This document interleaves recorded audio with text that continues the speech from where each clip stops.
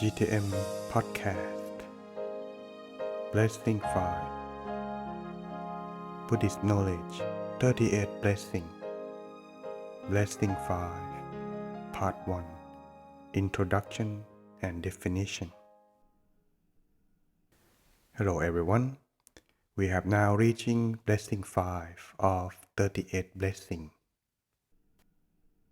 So far we have learned about the first group of blessing, which is not associating with the fool, associating with the wise, expressing respect to those who are worthy of respect. Then continue after to the second group of blessing, which is living in a amenable location, and continue to that is blessing 5, having done good deeds in one's past. It may be quite confusing. What does it mean, good deeds in one's past? Let's take a look in this introduction for more clarification. With Blessing 5, we are still exploring virtues which comprise turning towards wholesomeness, as exemplified by the second grouping. Last blessing, we have already mentioned the nature-nurture dichotomy of scientifically understood development. Last blessing already covered the nurture aspect of the environment. And so, this blessing we come to the factor of nature, the aspects of our character and personality which we bring with us into the world. In this blessing, we attempt to explain the variety of material and spiritual success between different people in the world. Differences which are not accountable in terms of blessings. We have already studied up to this point. How, for example, can we explain the difference in disposition and life success of identical twins with the same genetic components, brought up by the same parents in the same environment? How about newborn children, who far from being a clean slate, have different personalities, different potentials, and different speeds of learning? Science would attribute these things to genetic difference between their grandparents. This might work out for some things, such as how people look or their physical strength, but I think you would agree that there are many other things that genetics cannot explain. No scientific has ever found a gene for intelligence, for example. All that are found are the aberrations that make people handicapped, and these are in spite of the fact that neither their parents or their grandparents were handicapped in such a way. Thus, it might be something about the child himself brings with him into the world. This blessing attempt to account for the disparity in terms of residue of life experience picked up by individuals in their past, particularly the positive life experience. In order to understand the rather lengthy matter of having done good deeds in one's past, it is necessary to study the subject of merit in general and to touch also upon the subjects of retribution and mind quality. Some people listening to the 38 blessings from Blessing 1, not associating with fools, through Blessing 2, associating with the wise, Blessing 3, paying respect to those worthy of respect. They are able to accept all the reasoning of these first 3 blessings and are able to follow them in their everyday life. They even find that Blessing 4, living in a amenable location, makes sense in their everyday lives. Because any case they have to choose the location for their home and the place where they go to school, college, and university. However, they may have difficulty with the claim that the sort of deeds we have done in the past can affect our quality of life and even the quality of society. It is obvious that with these blessings, we are starting to deal with more subtle phenomena than before. Success and failure might appear on many different levels. On the level of society, the level of lifestyle, the level of personality, or the level of the mind itself. But basically, it comes down to quality of mind on 4 levels. A person blessed with success on the level of the mind will have a quality mind. That is a mind that is stable and unwavering, hard to distract, pure and radiant, spacious and light, adaptable to any sort of task, and implicitly happy and peaceful. Those who are less lucky might have a mind that is dull, inert, and easily distracted. A person blessed with success on the level of the personality may find that people believe every word of what they say.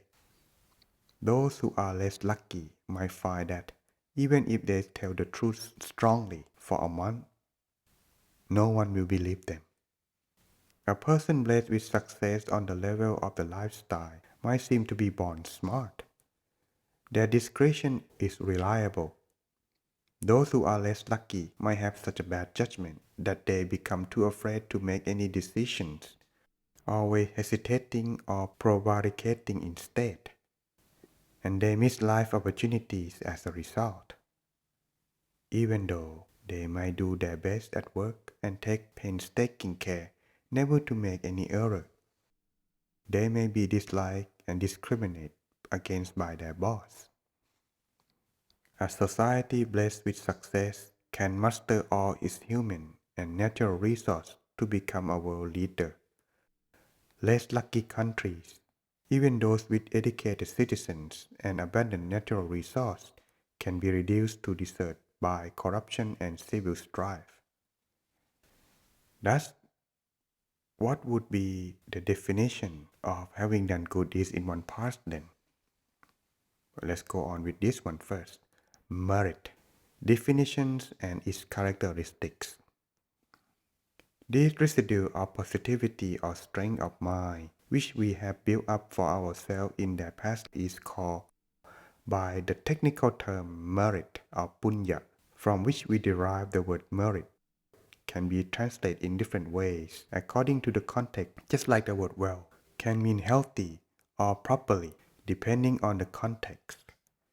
Thus, the word punya or bun in Thai has many meanings. It can mean goodness, purification, cleansing, happiness, or full. This spectrum of definitions tell us not only the characteristic of merit, but also something of the function of merit too. The word merit in English or punya can sometimes be confused because it makes us think of being honored or praised or approved of by another person.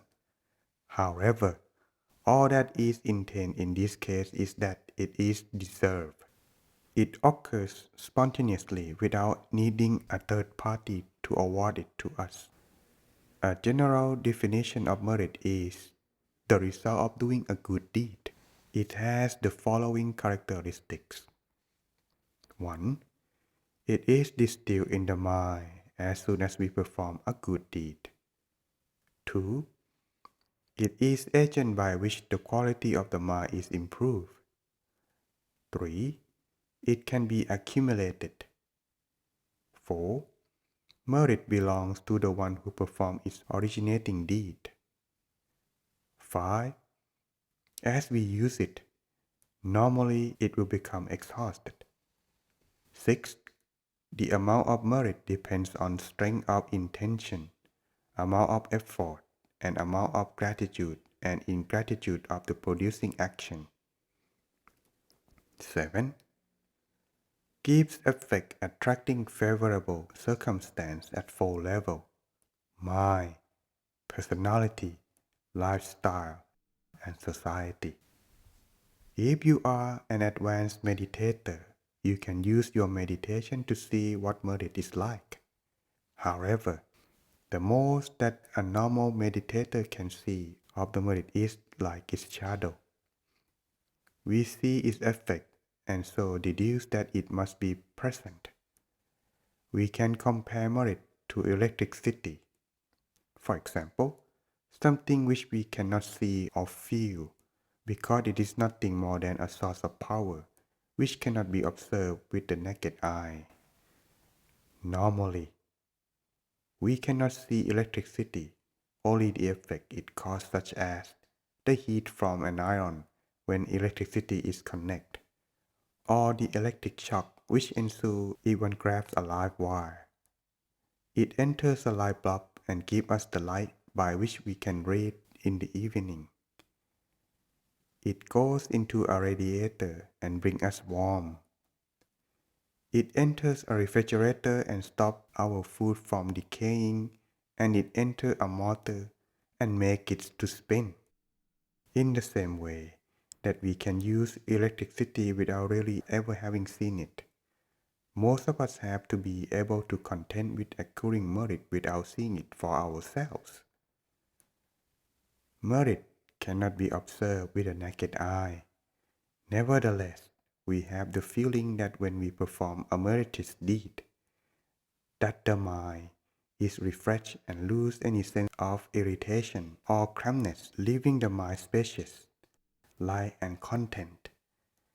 Most people in the world have never seen the real nature of the merit itself, and thus have their doubt as whether doing good deeds really create merit or not.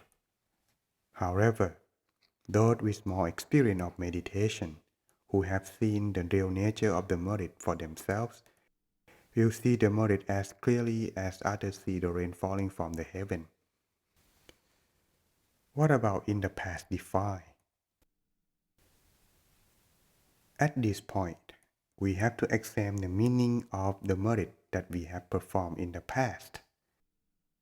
And this may apply to anything in your past, whether it means yesterday or many years ago. In fact, our past can be divided into two periods. One, our recent past, which means the time from which we were born from our mother's womb and opened our eyes for the first time to look at the world right up to yesterday. 2.